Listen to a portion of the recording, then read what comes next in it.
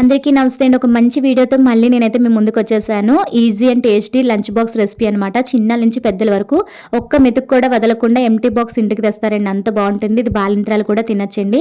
10 years లో పిల్లలు కూడా చాలా ఈజీగా టేస్టీగా తినేస్తూ ఉంటారనమాట.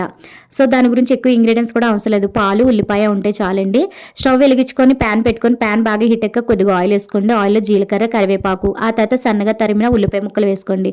తర్వాత ఉల్లిపాయలు మగ్గుతున్నప్పుడే కొద్దిగా పసుపు అండ్ అలాగే సాల్ట్, రుచికి సరిపడగా సాల్ట్ వేసుకున్న తర్వాత అవి బాగా కుక్ అయిపోయిన తర్వాత ఇలా కలర్ చేంజ్ అయిన తర్వాత కొద్దిగా వాటర్ వేసుకోండి. వాటర్లో కూడా ఉల్లిపాయ మగ్గితే కనుక టేస్ట్ బాగుంటుంది. ఆ తర్వాత మీరు ఏ పాలు అయితే ఆ పాలు, ప్యాకెట్ పాలైనా, గేదె ఆవు పాలైనా ఏదైనా వేసుకోండి. వేసుకున్న తర్వాత చివరిలో ఇలాగ కారం, 1 టేబుల్ స్పూన్ నెయ్యి వేసుకోండి. నెయ్యి మీ ఆప్షనల్ ఉంటే వేసుకోండి, లేకపోతే లేదు. ఇందులో కాల్షియం కూడా ఉంటుంది కాబట్టి పిల్లలకి హెల్త్కి కూడా చాలా మంచిదండి.